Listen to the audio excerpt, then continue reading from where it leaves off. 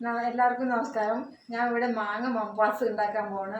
ആദ്യം കുറച്ച് മാങ്ങ ഇട്ടു, അതിലേക്ക് കുറച്ച് ഉള്ളി അരിഞ്ഞിട്ടു, അതിലേക്ക് 2-3 പച്ചമുളക് അരിഞ്ഞിട്ടു, പിന്നെ അതിലേക്ക് 2 വെളുത്തുള്ളി ഇട്ടു, പിന്നെ അതിലേക്ക് ഇത്തിരി ഇഞ്ചി അരിഞ്ഞിട്ടു, പിന്നെ അത് കഴിഞ്ഞിട്ട് കുറച്ച് ഉപ്പിട്ടു. ഉപ്പിടട്ടെ?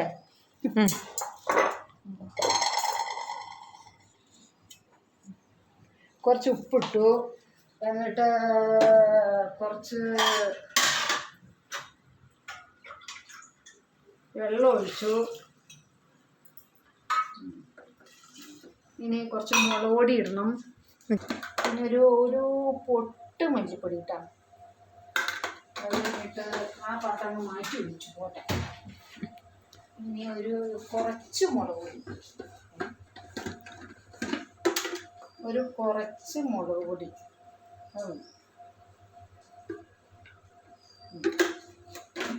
ഇനി കുറച്ച് മഞ്ഞൾപ്പൊടി,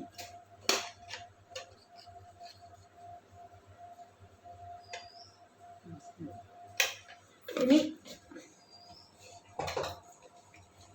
തീ കത്തിക്കണം. ഇനി തീ കത്തിച്ചു.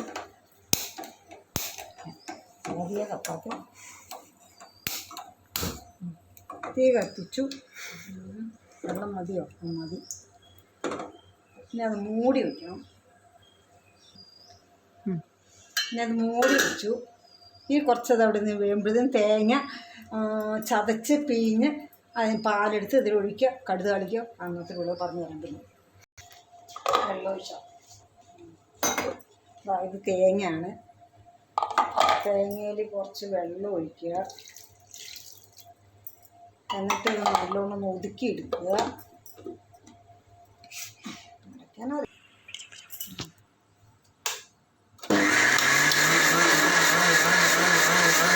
ഇളക്കി നോക്കിയതാണ് മാങ്ങ വെന്തില്ല, കുറച്ചും കൂടെ വേണം.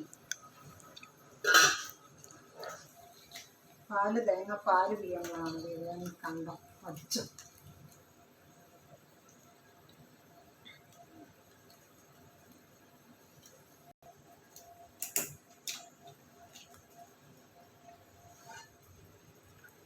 തേങ്ങാപ്പാൽ.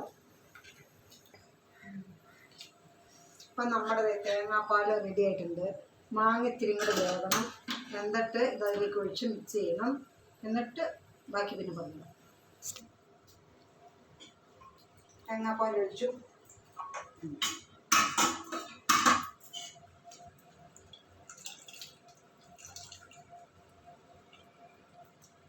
ഇത് 1-ാം പാല് കഴിഞ്ഞ് ഇത് 2-ാം പാൽ ഒഴിക്കണ രംഗമാണ് ഈ കാണുന്നത്.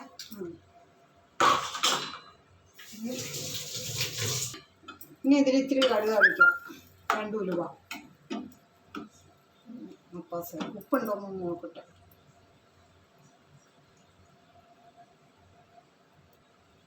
ഉപ്പുണ്ട്. ഓക്കെ.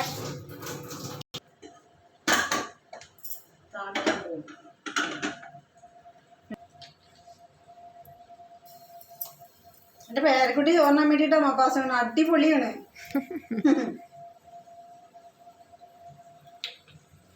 എണ്ണ ഒഴിച്ചു.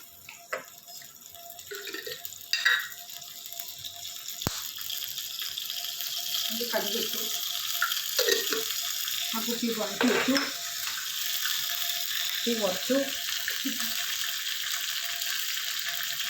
ഇത് വെച്ചു. ഉള്ളി 2 ഇട്ടു.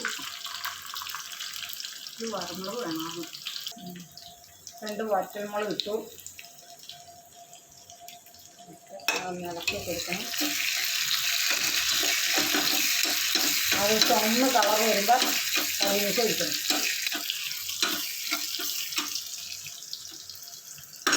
നല്ലോണം വേണം.